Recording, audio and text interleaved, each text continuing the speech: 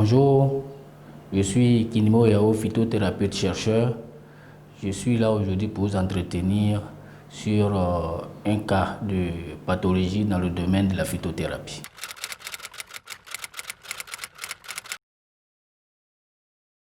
L'ulcère d'estomac ou l'ulcère du duodénum.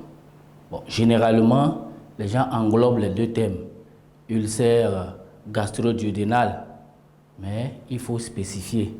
Il y a l'ulcère gastrique qui concerne les ulcères, les plaies au niveau du corps et la partie supérieure de l'estomac, donc l'épigastre. Et il y a l'ulcère duodénal qui concerne la partie basse de l'estomac, l'antre et le duodénum en évoluant vers le grêle fixé par le pylore. Donc voici là une nouvelle fois la démarcation entre les deux. Donc généralement en termes global, on associe ulcère gastro-duodénal, mais il faut préciser qu'il y a dissociation entre les deux termes. Voilà. Et l'ulcère, c'est précisément une éruption des parois muqueuses. Donc c'est des plaies au niveau des parois de l'estomac et au niveau du duodénum.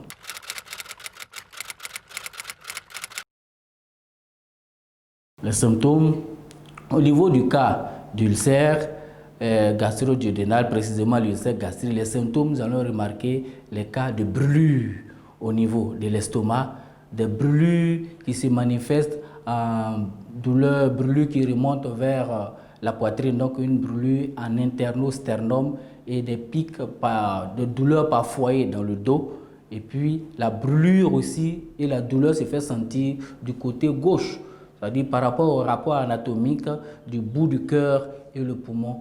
Donc nous ressentons des brûlures plus localisées au côté gauche en rejoignant la physiologie. Nous avons aussi les remontées gastriques qui provoquent aussi des nausées qui peuvent se retrouver avec des présentations de sang à coloration marron. Nous avons aussi la présence de la mauvaise haleine. Tout cela font partie des manifestations de l'ulcère d'estomac. Nous avons aussi la nausée, le manque d'appétit et les brûlures qui se font sentir tard dans la nuit.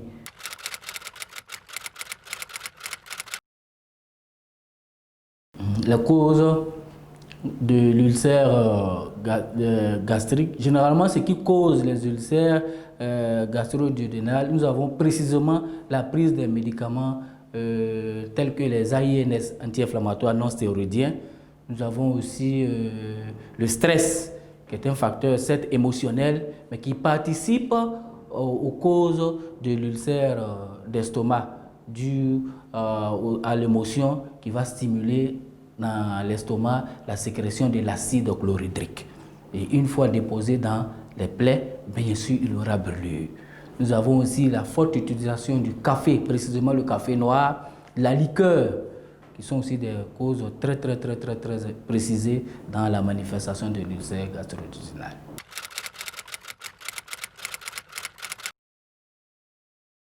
Il faut dire que depuis le temps ancestral, la pharmacopée ivoirienne, d'où la phytothérapie, ont des recettes avérées dans le traitement des cas d'ulcère gastro-duodénal.